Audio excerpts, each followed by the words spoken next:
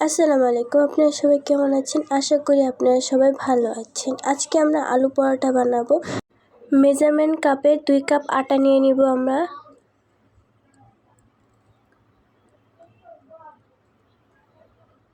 এরপর লবণ দিয়ে দিব।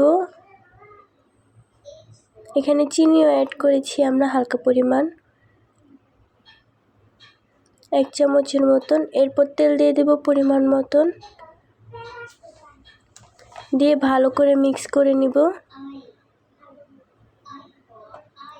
এরপর অল্প অল্প করে পানি দিয়ে আমরা ডোটাকে ভালো করে গুলিয়ে নিব। আপনারা যেভাবে নর্মালি আটা গুলেন সেভাবে গুলে নেবেন, কিন্তু একেবারে পানি দিবেন না, অল্প অল্প করে পানি দিয়ে ভালো করে গুলিয়ে নেবেন। আপনারা যদি আমাদের চ্যানেলে নতুন হয়ে থাকেন তাহলে কিন্তু চ্যানেলটাকে সাবস্ক্রাইব করে দেবেন। এভাবে আমাদের পাশে থাকবেন এবং আপনার বন্ধুদেরকে দেখার সুযোগ করে দেবেন। এরপর এটা আমরা কিছুক্ষণের জন্য রেস্টে রেখে দেব। তো এটা রেস্ট হতে থাকুক। এরপর আমরা এখানে আলুটাকে ভর্তা করব। প্রথমে আমরা আলুটাকে মেশ করে নেব হাতের সাহায্যে। তো এইভাবে সবগুলি আলু আমরা মেশ করে নেব।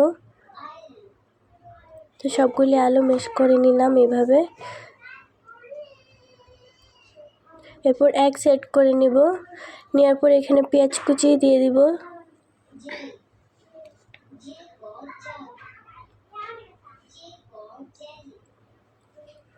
এরপর মরিচ কুচি দিয়ে দিব।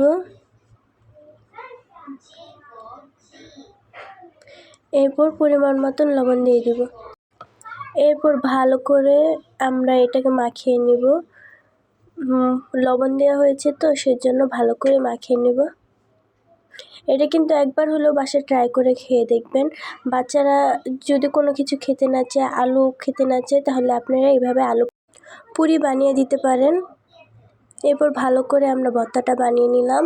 এরপর এখানে সরিষার তেল দিব। খাঁটি সরিষার তেল দিয়ে ভালো করে আবার মিক্স করে নেব। বিকেলে একবার হলেও এটা বানিয়ে খাবেন। ছোট বড় সবাই এটা পছন্দ করে। আমাদের ঘরে তো এইভাবে আলু পুরি। এরপর আমরা ডোটাকে যে রেস্টে রেখেছিলাম এটাকে আমরা এভাবে হালকা করে তেল লাগিয়ে নেবেন, নয়তো কিন্তু লেগে যাবে। এভাবে হাতের সাহায্যে আমরা সবগুলি বানিয়ে নেব। হাত দিয়ে চাপ দিলে কিন্তু হয়ে যাচ্ছে, দেখতে পাচ্ছেন। এখানে তেল দিতে হবে একটু বেশি করে। তো এইভাবে চেপে চেপে বানিয়ে নেবেন। এরপরে যে আমরা আলু ভর্তাটা বানিয়েছিলাম সেটা দিয়ে দেব। এভাবে করে পুরো একটা গোল করে নেব, যাতে বের হয়ে না যায়, চাপ দিয়ে লাগিয়ে দিব। এরপর আবার হাতের সাহায্যে আবার আমরা পুরিটাকে ভালো করে গোল করে নেব। তো দেখতে পাচ্ছেন এভাবে বানিয়ে নিলাম। তো এরকমভাবে আমরা সবগুলি বানিয়ে নেব। এরপর চুলায় একটা প্যান বসিয়ে দিলাম। তেলটা গরম হওয়া পর্যন্ত আমরা অপেক্ষা করেছি। তেলটা গরম হয়ে আসলে আমরা একে একে দিয়ে দিব।